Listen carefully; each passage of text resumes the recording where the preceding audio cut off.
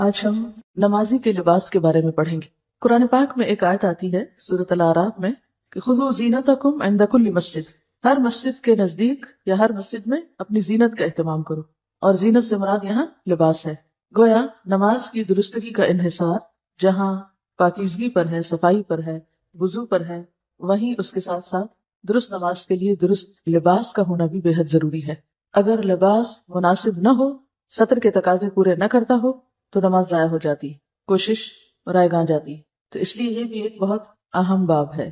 اب یہاں پر چونکہ مرد اور عورت کا فرق بھی ہے، اس لیے کچھ چیزیں اس حوالے سے آپ کے سامنے آئیں گی، اور اسی طرح کچھ احادیث ایسی بھی آپ پڑھیں گے جن میں منیمم لباس کا ذکر ہوگا کہ جس میں ایک شخص کی نماز ہو سکتی ہے۔ پہلی حدیث ہے، رسول اللہ صلی اللہ علیہ وسلم نے فرمایا، لا يصلي احدكم في الثوب الواحد ليس على عاتقيه شيء، کوئی شخص کپڑے میں اس طرح نماز نہ پڑھے کہ اس کے کندھے ننگے ہوں۔ تو اس سے کیا پتہ چلتا ہے کہ مردوں کے لیے بھی نماز میں ڈریس یا لباس ایسا ہونا چاہیے کہ جس سے ان کے کندھے ڈھکے میں ہوں۔ الگ سے کندھے پہ ڈالنا اوڑھنے کی طرح لازم نہیں ہے، اگر کرتا بھی ہے تو اس سے بھی بات بن جائے گی۔ سر کے ڈھکنے کا ذکر نہیں آیا، کندھوں کے ذکر آیا۔ اسی لیے بعض لوگ جب احرام پہنتے ہیں اور ایک کندھا کھلا رکھتے ہیں تو وہ یہ سمجھتے کہ شاید ہر حال میں اسی طرح ہی ہمیں رہنا ہے، اور وہ نماز میں بھی پھر اس کو نہیں ڈھانکتے۔ تو خواہ کوئی احرام پہنے ہوئے ہو یا اس کے بغیر، تو نماز میں دونوں کندھوں کا ڈھکا ہوا ہونا ضروری ہے، کیونکہ یہاں لفظ آ رہا ہے آتقی، دونوں کندھے۔ جہاں تک سر کا تعلق ہے تو سر ڈھانکنا مستحب ہے، پسندیدہ ہے، لیکن اگر کوئی مرد سر نہ ڈھانکے اور نماز پڑھ لے تو ایسا نہیں کہ وہ کوئی غلط کام کر رہا ہے یا اس کی نماز ہوگی نہیں، نماز ہو جاتی۔ سر کا ڈھانکنا شرائط میں سے نہیں ہے۔ حضرت عمر بن ابی سلمہ بیان کرتے ہیں کہ میں نے رسول اللہ صلی اللہ علیہ وسلم کو حضرت ام سلمہ رضی اللہ عنہا کے گھر میں ایک ہی کپڑے میں لپٹے ہوئے نماز پڑھتے دیکھا۔ عمر بن ابی سلمہ کون ہے؟ آپ کے کیا لگتے ہیں؟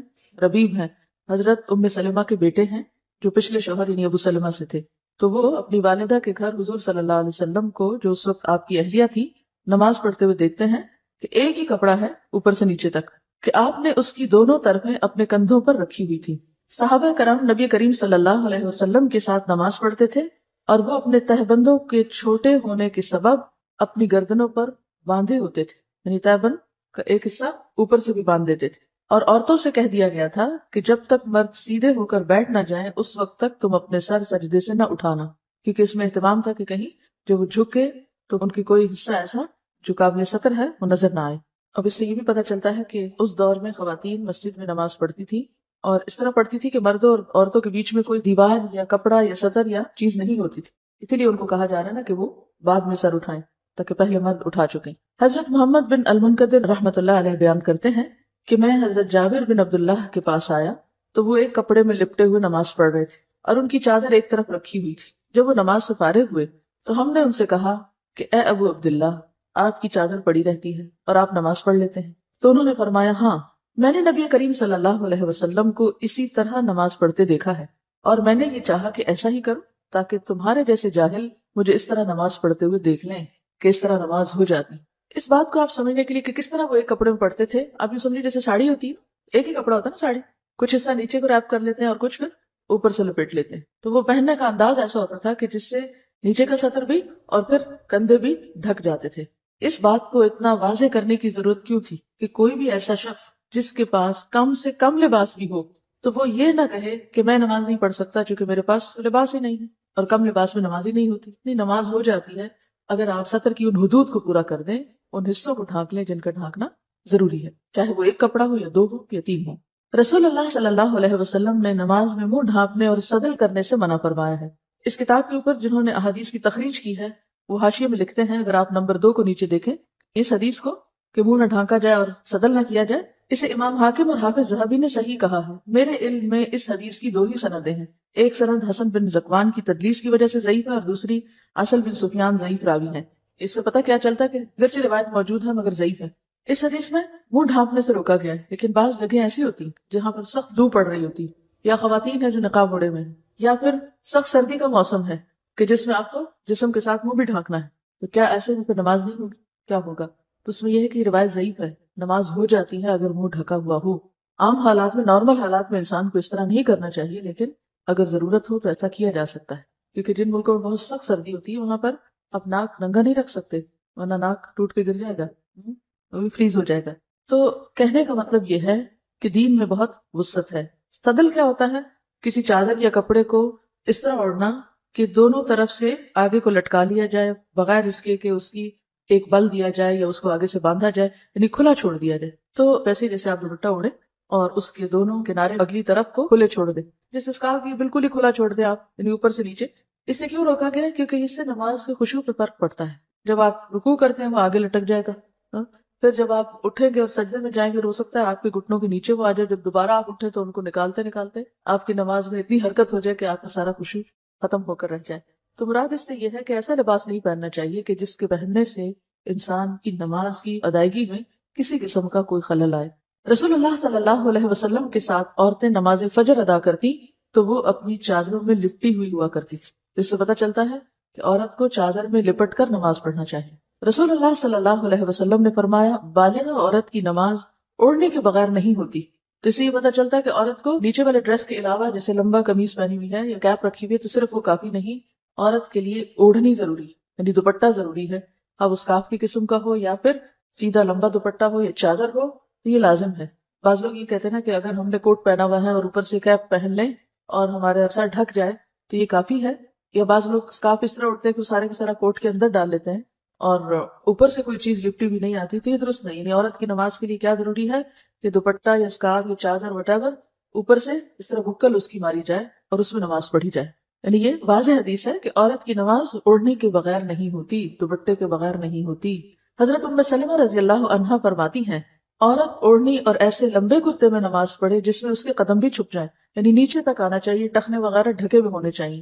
اگر آگے کے پنجے تھوڑے بہت کھل بھی جائیں تو کوئی بات نہیں، جس طرح ہاتھ ہے، لیکن پیچھے سے ایڑیوں تک کپڑا ہونا چاہیے. بعض خواتین نماز پڑھتی ہیں اور تنگ پائچوں کی شلوار پہن لیتی ہے، جب رکوع میں جاتی ہے تو وہ اتنے اونچے چڑھ جاتے ہیں کہ بعض اوقات پنڈلیاں بھی دکھائی دینے لگتی ہیں. تو اس سے نماز درست نہیں ہوتی. یعنی ایسا کپڑا پہننا چاہیے کہ جو پاؤں تک جائے. جب آپ نماز کے لیے کھڑے ہو نا تو اپنے آپ کو اتنا سنبھال کے اتنے کمپوز ہو کہ آپ پھر اپنے لباس اور اپنی ذات کی طرف سے بے فکر ہو. جب ہم نے کپڑا صحیح سنبھالا نہیں ہوتا تو کیا ہوتا ہے، رکوع میں گئے چادر شریف نیچے، اٹھے اوپر کی، سجدے میں گئے پھر آرام سے نیچے، پھر لپیٹے، سارا وقت کھیل میں گزر جاتا ہے.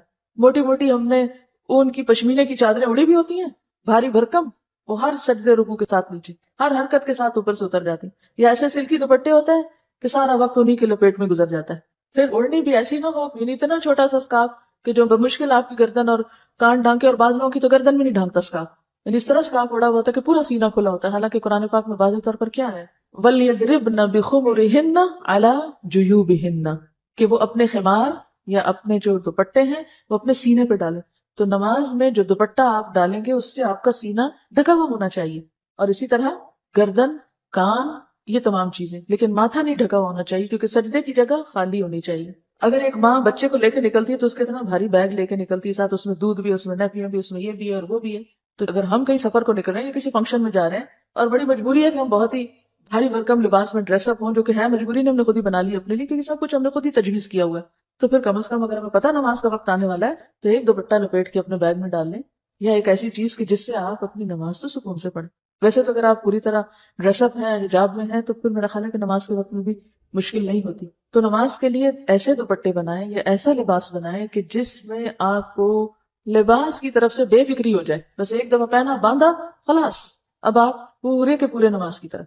چاہیے تو یہ تھا کہ میں اس وقت آپ کو صرف ایک فقہی مسئلہ بتا کے نکل جاتی، لیکن اس سب کو میں نے خشوع سے کیوں ریلیٹ کیا ہے، کیونکہ بہت سے لوگ جب ان کو نماز میں لباس کی بات بتاتے ہیں تو فوراً اس پہ آ جاتے ہیں، اتنی بھی کیا سختی، اتنی بھی کیا پابندی، اتنی بھی کیا مجبوری. یہ عام باتیں ہوتی. نبی صلی اللہ علیہ وسلم نے فرمایا اپنی ران کھولو، نہ کسی زندہ یا مردہ کی ران دیکھو، یعنی نہ تو خود ننگے ہو اور نہ کسی اور ننگے شخص کو دیکھو. یعنی اس میں پہلے نہ نہیں لگا ہوا، لیکن اس طرح کا جملہ جب لکھا جاتا ہے تو وہ بعد کا نہ پہلے پر بھی اثر انداز ہوتا ہے. مراد اس سے کیا ہے، یعنی نہ خود دوسروں کے سامنے ننگے ہو اور نہ ہی کسی اور ننگے کو، خواہ وہ زندہ ہو یا مردہ، اسے بھی نہ دیکھو. تو اس سے کیا پتا چلتا ہے کہ اگر آپ کسی مردہ کو بھی غسل دے رہے ہیں تو بالکل اس کو بے لباس کر کے غسل نہیں دیں گے، بلکہ اس کے اوپر ایک چادر ڈال کر اس کے نیچے سے اس کو واش کریں گے. رسول اللہ صلی اللہ علیہ وسلم کبھی نماز میں ننگے پاؤں کھڑے ہوتے اور کبھی آپ نے جوتا پہن رکھا ہوتا تھا. یعنی سفر میں ایسی جگہ پر کہ جہاں جوتا اتارنے کا موقع نہ ہوتا یا زمین گرم ہوتی تو آپ جوتا پہن کر بھی نماز پڑھ لیتے تھے. اب مسجد میں بھی بعض اوقات ایسا ہوتا تھا. کیوں؟ اس لیے کہ مسجد کا صحن کچا تھا، کنکریاں بچھی ہوئی تھی، اور پھر جب سخت گرمی ہوتی تھی تو فرش بہت تپ جاتا تھا. لیکن یہ یاد رہے کہ بلا وجہ تو جوتا لے کے مسجد میں نہیں جانا چاہیے، کیونکہ ہمارے جوتوں کی ساخت ایسی کہ اس میں نجاست پھنس بھی جاتی ہے بعض اوقات، تو بہت کیئرفل ہونا چاہیے۔ اگر کبھی ایسی ضرورت پیش آ بھی جائے سفر میں یا کسی ایسے مقام پر کہ جہاں آپ جوتا نہیں اتار سکتے، جوتا چوری ہونے کا ڈر ہے، تو اس میں پھر انسان یہ ضرور میک شور کرے کہ جوتا پوری طرح صاف ہے۔ کہنے کا مطلب یہ ہے کہ جوتے کا اتارنا نماز میں فرض نہیں، لازم نہیں۔ اگر وہ صاف ہے تو اس کے ساتھ بھی نماز ہو سکتی ہے، جیسے بچے وغیرہ اگر کھیلنے کے لیے جاگرز یا رنرز پہنتے ہیں اور وہ صاف ہے اور کہیں بھی کھیلتے کھیلتے نماز کا وقت آتا ہے تو وہ وہیں پر ان سمیت بھی نماز پڑھ سکتے ہیں اگر وہ صاف اور پاک ہے۔ اس سے دین کی سہولت پتہ چلتی ہے۔ لیکن آج کل مسجدوں میں جیسے قالین بچھے ہوئے ہیں یا صفیں وغیرہ ہوتی ہیں، مصلی وغیرہ بچھا ہوتا ہے، چٹائیاں، تو اس پر اگر آپ باہر سڑک سے گندے جوتے لے کر چلے جائیں تو ساری مسجد گندی کر دیں گے آپ، تو وہاں تو لے جانے کی ضرورت ہی نہیں ہے۔ اس لیے ہمارے ہاں خاص طور پر اس چیز کو میک شور کرتے ہیں کہ جوتا نہ پہنا ہوا ہو، یہ جوتا لے کر کوئی اندر نہ آئے۔ سڑکیں بازار بھی تو اتنے گندے کر دیے نا انہوں نے۔ لیکن اگر ایسی جگہ ہو کہ جہاں آپ کے لیے جوتا اتارنا ممکن ہی نہ ہو، مثلا آپ سفر میں یا موسم کی شدت ہے، سخت سردی ہے یا سخت گرمی ہے، تو آپ جوتے سمیت بھی نماز ادا کر سکتے ہیں۔ نبی صلی اللہ علیہ وسلم نے فرمایا، جب تم نماز ادا کرو تو اپنا جوتا پہن لو یا اسے اتار کر اپنے قدموں کے درمیان رکھو۔ یہ بھی کتنی عمدہ نصیحت ہے۔ بعض لوگ جوتے اتار کے دوسروں کے منہ کے سامنے رکھ دیتے ہیں۔ اگر آپ کو کہیں مسجد میں یا حرم میں نماز پڑھنے کا اتفاق ہو تو بعض اوقات لوگ یا اپنے منہ کے آگے رکھ لیتے ہیں یا پھر اپنے پیچھے رکھ دیتے ہیں جو کسی اور کے منہ کے آگے آ رہا ہوتا ہے، یعنی اس کے سجدے کی جگہ پر۔ تو جس وقت آپ نماز میں کھڑے ہوں تو پھر کیا کریں؟ جوتے پہ جوتا رکھ کے اس کو لپیٹ کے دو پاؤں کے بیچ میں رکھ لیں۔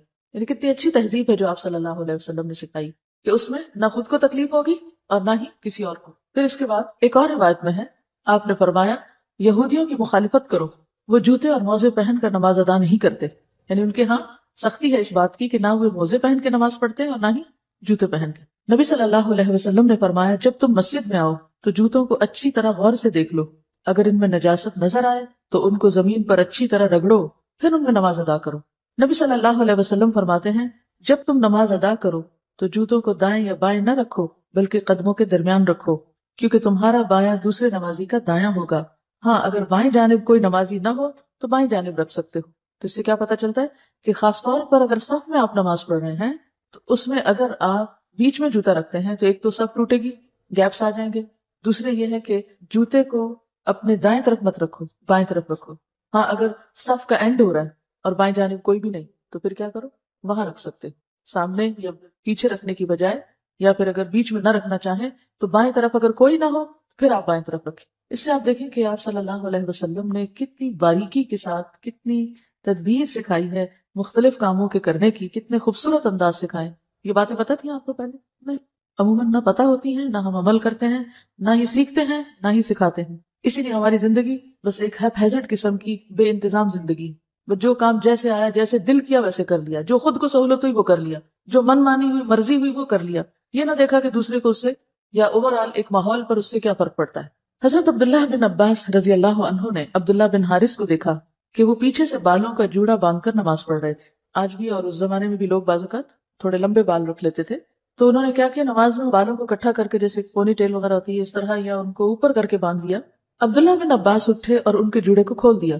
جب ابن حارث نماز سے فارغ ہوئے، ابن عباس کی طرف متوجہ ہوئے اور کہنے لگے، میرے سر سے تمہیں کیا سروکار تھا، تم نے مجھے کیوں ڈسٹرب کیا؟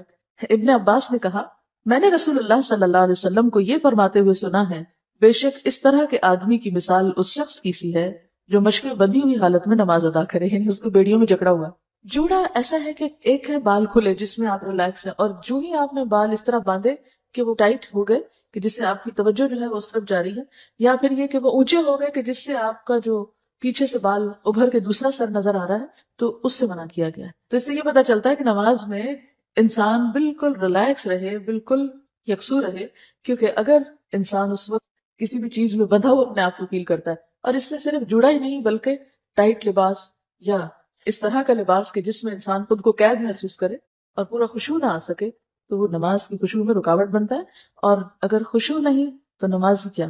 حضرت عائشہ رضی اللہ عنہا سے روایت ہے کہ رسول اللہ صلی اللہ علیہ وسلم نے ایک دھاری دار چادر میں نماز پڑھی، پھر فرمایا، میری اس چادر کو ابو جہیم کے پاس لے جاؤ اور اس کی چادر میرے پاس لے آؤ۔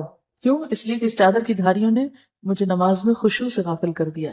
اب آپ دیکھیں کہ ہماری نمازوں میں کیسے کیسے پھول بوٹے حائل ہوتے ہیں، لیکن ہم نے کبھی فکر نہیں کی۔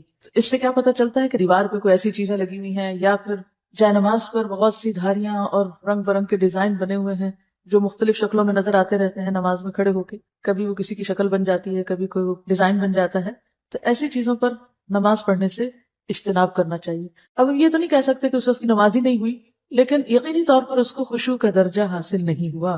اسی طرح صحابہ کرام رسول اللہ صلی اللہ علیہ وسلم کے پیچھے نماز پڑھتے ہوئے گرمی کی شدت سے سجدے کی جگہ کپڑے کا کنارہ بچھا لیتے تھے، یعنی زمین پر کچھ بھی نہیں ہوتا تھا، وہ جب نیچے آتے سجدہ کرتے تو اپنے ہی لباس کا ایک حصہ سجدے کی جگہ پر رکھ لیتے تھے اور اس پہ سجدہ کر لیتے۔ یہ ایسے ہی ہے جیسے مثلاً آپ کسی ایسے کارپیٹ پہ نماز پڑھیں جو انتہائی گندا ہے۔ کئی دفعہ ایسا اتفاق ہو جاتا ہے، آپ کسی شادی میں جاتے ہیں، شادی کے موقع پر تو لوگ کھانا خود بھی کھاتے ہیں، پلیٹوں میں بھی چھوڑتے ہیں، کارپیٹ کو بھی کھلاتے ہیں، پھر بہرحال باقی لوگ اس کو صاف تو کر دیتے ہیں، لیکن اگر کبھی کسی ایسے موقع پر آپ کو نماز پڑھنی پڑے تو سجدے میں خشوع نہیں آتا، کیونکہ اندر سے ایسی اسمیل اور ایسا گھٹن محسوس ہوتی ہے کہ انسان ٹکا نہیں سکتا سر، ایسے میں کوئی جان نماز نہیں۔ تو کیا کریں آپ؟ مثلاً اگر آپ اسکارف اوڑے ہوئے ہیں یا آپ دوپٹہ اوڑے ہوئے ہیں تو نیچے جا کر اپنے ہی دوپٹے کو کارپیٹ پہ بچھا کے اسی کے اوپر سجدہ کریں، تو اس سے آپ کی نماز بہتر ہوگی، اس میں خشوع آئے گا۔ جہاں تک ان سارے احکام کا تعلق ہے، اس میں دو بڑی باتیں سمجھ آتی ہیں، یعنی لباس کے سارے چیپٹر کو پڑھنے کے بعد دو چیزیں سمجھ میں آتی ہیں۔ ایک تو یہ کہ انسان جب اللہ کی حضور حاضر ہوتا ہے یا نماز پڑھتا ہے تو وہ ایسے ہی جیسے کسی بادشاہ کے دربار میں جاتا ہے۔ جب آپ کسی بڑے سے ملنے کے لیے جاتے ہیں، اس کی ملاقات کے لیے، تو آپ کیا کرتے ہیں؟ صاف ستھرے ہو کر جاتے ہیں، سج بن کے جاتے ہیں، کپڑے پہن کے جاتے ہیں، فارمل ڈریس میں جاتے ہیں۔ آپ نے دیکھا ہوگا کہ بعض گیدرنگز ایسی ہوتی ہیں کہ جن میں انویٹیشن کے پیچھے ڈریس کوڈ لکھا ہوتا ہے، حالانکہ وہ انسانوں کی قائم کردہ مجلس ہے۔ تو اگر ان میں ڈریس کوڈ کا اہتمام ضروری ہے تو خالق کائنات اور بادشاہ کائنات کی مجلس میں ڈریس کوڈ کا اہتمام کیوں ضروری نہ ہو؟ اسی لیے جو پہلی آیت میں نے آپ کو سنائی تھی اس میں کیا تھا؟ خذوا زینتکم عند کل مسجد، کہ نماز میں زینت کا اہتمام کرو۔ اور زینت سے مراد یہاں صاف ستھرا لباس ہے، ستر والا لباس ہے، کیونکہ لباس بہرحال انسان کی شخصیت پر اثر انداز ہوتا ہے، اس کے صرف ظاہر پر نہیں، اس کے باطن پر بھی اثر انداز ہوتا ہے۔ آپ جس طرح کا لباس پہنتے ہیں آپ کے دل کی کیفیت ویسی ہی ہو جاتی ہے۔ کبھی محسوس کیا آپ؟ اگر آپ ہاف سلیوز پہنے ہوئے ہو تو آپ کی فیلنگ اور ہوگی، آپ ٹائٹ ڈریس پہنے ہوئے ہو تو آپ اور طرح چلیں گے، اور طرح سوچیں گے، اور اگر آپ ڈھیلا ڈھالا کیجول لباس پہنے ہوئے تو اور طرح۔ رات کو اگر آپ سونے کا لباس پہنے ہوئے تو آپ کی سوچ اور آپ کی کیفیت اور ہوگی، اور اگر آپ کہیں گھر سے باہر ہیں اور باحجاب ڈریس میں ہیں تو آپ کی فیلنگ ہی اور ہو جائے گی۔ تو یہ ایک مانی ہوئی بات ہے کہ انسان کے جسم کے اوپر جو کچھ ہے وہ صرف اوپر نہیں رہتا بلکہ اس کے اندر تک اثر انداز ہوتا ہے۔ تو نماز میں چونکہ خشوع شرط ہے، قد افلح المؤمنون الذین هم فی صلاتهم خاشعون، لہذا ہر وہ کام ہمیں کرنے کی ضرورت ہے جس سے نماز میں خشوع آئے، جس کے لیے نمبر 1 طہارت کی ضرورت ہوتی ہے، نجاست سے پاک ہونا ضروری ہوتا ہے، نمبر 2 باوضو ہونا ضروری ہوتا ہے، نمبر 3 پھر صحیح لباس میں ہونا ضروری۔ تو لباس کا ایک مقصد جہاں خالق کائنات کے سامنے زیب و زینت میں جانا ہے، اللہ کی ملاقات کے وقت ایک اچھی حالت میں ہونا ہے اور ایک فارمل ڈریس کوڈ کے ساتھ ہونا ہے، وہاں دوسری طرف نماز کی خشوع و خضوع کا اہتمام بھی ضروری ہے، اور اس لباس کا مقصود یہ بھی ہے کہ نماز میں خشوع آئے اور دھیان اللہ ہی کی طرف رہے۔ اس لیے لباس میں بھی ہر وہ چیز منع کر دی گئی جو کسی بھی طرح خشوع پر اثر انداز ہو۔ آپ دیکھیے کہ نماز میں جو التفات قلبی ہے اس سے منع کیا گیا ہے۔ التفات کا کیا معنی ہوتا ہے؟ ملتفت ہونا، اس نے میری طرف کوئی التفات نہ کیا۔ التفات کیا ہے؟ توجہ کرنا، مائل ہونا۔ تو نماز میں اللہ کے علاوہ کسی دوسری چیز کی طرف مائل ہونا یا توجہ کرنا درست نہیں، دائیں یا بائیں جھانکنے سے منع کیا گیا ہے۔ یہ 2 طرح کا ہوتا ہے التفات، نمبر 1 التفات قلب اور نمبر 2 التفات بصر۔ التفات قلب کا کیا مطلب ہوتا ہے؟ اللہ کی طرف سے دل ہٹا کر غیر اللہ کی طرف لگانا، اور التفات بصر کیا ہے؟ اللہ کی طرف سے نظر ہٹا کر غیر اللہ کی طرف لگانا۔ یہ دونوں چیزیں منع۔ جب تک انسان نماز کی طرف متوجہ رہتا ہے اللہ تعالیٰ اس کی طرف متوجہ رہتے ہیں، اور جب دل یا آنکھ کی توجہ غیر اللہ کی طرف ہو جاتی ہے تو اللہ تعالیٰ بھی اس سے اعراض کر لیتے ہیں، منہ موڑ لیتے ہیں۔ نقصان کیا ہے التفات قلبی یا التفات بصر کا؟ کہ جب تک آپ کا دھیان اللہ کی طرف ہے، آپ کے دل میں اللہ کی یاد ہے، آپ کی نگاہ ایک خاص مقام پہ ٹکی ہوئی ہے اور ادھر ادھر نہیں دیکھ رہے، تو آپ پر اللہ کی رحمت ہے، اور اگر آپ نے منہ موڑ لیا تو اللہ تعالیٰ بھی منہ موڑ لے گا۔ رسول اللہ صلی اللہ علیہ وسلم نے فرمایا، مسند احمد، ابو داؤد اور نسائی کی روایت ہے، نمازی جب تک نماز میں ادھر ادھر نہ جھانکے تو اللہ تعالیٰ اس کی طرف متوجہ رہتے ہیں، مگر جب اللہ تعالیٰ سے دھیان ہٹا لیتا ہے تو اللہ تعالیٰ بھی توجہ پھیر لیتے ہیں۔ کبھی محسوس کیا آپ نے یہ بات؟ جانتے نہیں محسوس کہاں سے کریں گے کہ ہمارے ادھر ادھر دھیان کرنے سے ہم پہ کیا نقصان ہے. بعض لوگ ہیں بیچ گھر کے کھڑے ہو جاتے ہیں, جو آتا جاتا ہے گزرتا ہے, جو کوئی کام ہوتا ہے ادھر ادھر بھی دیکھتے جاتے ہیں, نماز بھی پڑھتے جاتے ہیں, پورا دھیان رکھتے ہیں ہر چیز کی طرف, کس کی آواز آ رہی ہے, کون آیا, کون گیا, بیل تو نہیں بجی, دروازہ تو نہیں کھٹکا. یہ التفات قلب بھی ہے اور بازو کا ساتھ التفات بصر بھی, انتہائی ناپسندیدہ. آپ رکھیے اپنے آپ کو, اگر آپ سے کوئی بات کر رہا ہو, آپ سے کوئی ملاقات کرنے آئے, بازو کا تو ہوتا ہے نا کوئی آپ سے ملنے آیا, ہم اللہ کی ملاقات کو جاتے ہیں نماز میں, آپ سے کوئی ملنے آیا ہے, آپ اس سے بات کر رہے ہیں, آپ اس کی طرف متوجہ, آپ سارے کام کاج چھوڑ کے اس کے پاس بیٹھے ہیں, اور وہ کبھی دیکھنے لگتا ہے کہ آپ نے گھر میں کیسے پردے لگا رکھے ہیں, آپ نے کپڑے کیسے پہنے ہوئے ہیں, ادھر سے ادھر, نیچے سے اوپر, دائیں سے بائیں, کیسا لگے گا آپ کو؟ دل چاہے گا اٹھ کے ہی چلے جائیں, یہ مجھ سے ملنے آئے یا میرے گھر سے ملنے آیا. لیکن یہ کہ آج کل لوگوں کو یہ برا نہیں لگتا, اس لیے کہ لوگ اپنے گھر آنے پہ اتنا اصرار کرتے ہیں. میرے ساتھ اکثر ایسے تو لوگ کہتے ہیں ہمارے گھر ہے, میں کہتی بھی آپ سے ملنا تھا, آپ سے مل لیا. گھر کس لیے آؤں؟ اس لیے کہ ہم نے اتنے اچھے ڈرائنگ روم سجائے ہوتے ہیں. یعنی میں کسی کی نیت میں شک نہیں کرتی, کوئی اور نیت بھی ہوگی, لیکن بعض اوقات یہ ہوتا ہے کہ اتنا کچھ ہم نے سجا رکھا ہوتا ہے کہ ہم اپریسیشن چاہتے ہیں, کوئی آئے اور وہ نمائش دیکھے. اچھا پھر اس کے لیے کیا کرتے ہیں, لا کے بٹھا کے چھوڑ کے چل جاتے ہیں. آپ نظارہ کرو, اور کچھ نہیں تو البم رکھے ہوئے, ان کو کھول کے دیکھو, ہمارے زیور دیکھو, جیولری دیکھو, کپڑے دیکھو. کیا زندگی ہو چکی, کن چیزوں میں الجھ گئے, کہاں اٹک گئے, کن چیزوں کو خدا بنا لیا, کن چیزوں کو پوج رہے ہیں. اصل چیز تو انسان ہے, اور انسان کی محبت اور انسان کی ملاقات تو کہیں بھی ہو سکتی. اس کے لیے ضروری نہیں ہوتا کہ کوئی آپ سے محبت کا اظہار جب ہی کرے گا جب وہ آپ کے گھر آئے گا. تو اسی طرح اللہ سے جو ملاقات ہے نماز کی شکل میں, اس میں باقی سب چیزیں پیچھے چلی جائیں.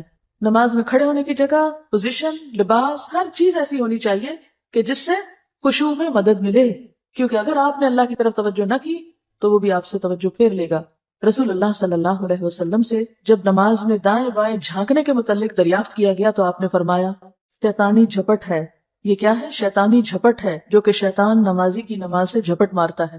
ہم نماز پڑھ رہے تھے پوری توجہ سے, ادھر سے شیطان آ جاتا ہے اور ہمارا دھیان دل یا نگاہ سے ادھر ادھر کراتا ہے, تو وہ دراصل کیا کرتا ہے, جھپٹا مارتا ہے ہماری نماز میں سے, پوری نہ ہونے پائے, گویا وہ اپنا حصہ لیتا ہے اس میں سے. ایک حدیث میں آتا ہے, یقول اللہ تعالی الی خیر منی, الی خیر منی, اللہ تعالیٰ فرماتے ہیں کیا مجھ سے بہتر کسی اور ہستی کی طرف جھانکتا ہے؟ کیا مجھ سے بھی اچھی کوئی چیز ہے؟ مجھ سے بہتر تجھے کچھ نظر آ گیا کہ ادھر دیکھتا ہے؟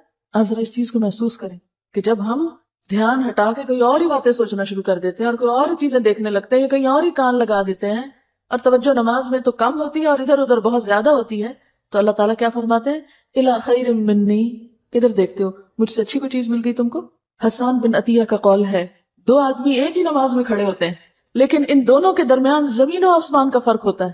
ایک ہی نماز پڑھ رہے ہوتے ہیں دو لوگ, ایک ہی صف میں کھڑے ہوتے ہیں, لیکن دونوں کی نماز میں زمین اور آسمان کا فرق. کیسے؟ ایک کا خیال پورا اللہ کی طرف, اور دوسرا بھی بظاہر ایسے ہی نظر آ رہا ہے کہ وہ بھی نماز ہی پڑھ رہا ہے, لیکن اس کے دل کا دھیان اور سوچیں اور خیالات معلوم نہیں کہاں کہاں سرگرداں. لہٰذا ایک وہ اوپر جا ملاقات کرتا ہے اپنے رب سے, اور ایک وہیں بھٹکتا پھرتا ہے. نماز کی تو اصل حقیقت ہی یہی ہے کہ انسان اللہ سے ملاقات کرے, اللہ سے ملنے جائے, اور ایسی نماز انسان کے گناہوں کا کفارہ بنتی. اور ایسا ہی شخص جب نماز سے فارغ ہوتا ہے تو اس کے دل کا حال کیا ہوتا ہے؟ کیا حال ہوتا ہے جب آپ اچھی سے نماز پڑھ کے اٹھے؟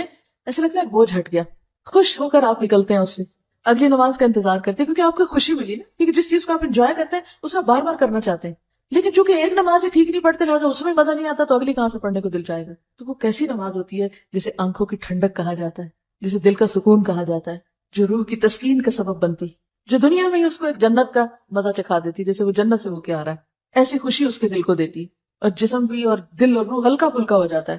جیسے کہ آپ صلی اللہ علیہ وسلم فرماتے ہیں کہ نصلی فنستریح بصلاتنا, ہم نماز پڑھیں کہ ہم نماز سے راحت پائیں, آرام پائیں. آپ کیا فرماتے تھے حضرت بلال کو, یا بلال اقم الصلاۃ ارحنا بہا, بلال نماز قائم کرو, یعنی اذان دو تاکہ ہم نماز پڑھیں اور ہمارا دل اس سے خوش ہو جائے, ہمیں راحت پہنچے. یہ دنیا کی مصیبتوں نے ہمیں گھیرے میں ڈالا ہوا ہے, ہم ان سب سے نکل کر اپنے رب سے ملنے جائیں, ارحنا بہا, راحت پائیں. ایک اور جگہ پر آپ نے فرمایا جعلت قرۃ عینی فی الصلاۃ, میری آنکھوں کی ٹھنڈک کس میں رکھ دی گئی؟ نماز میں.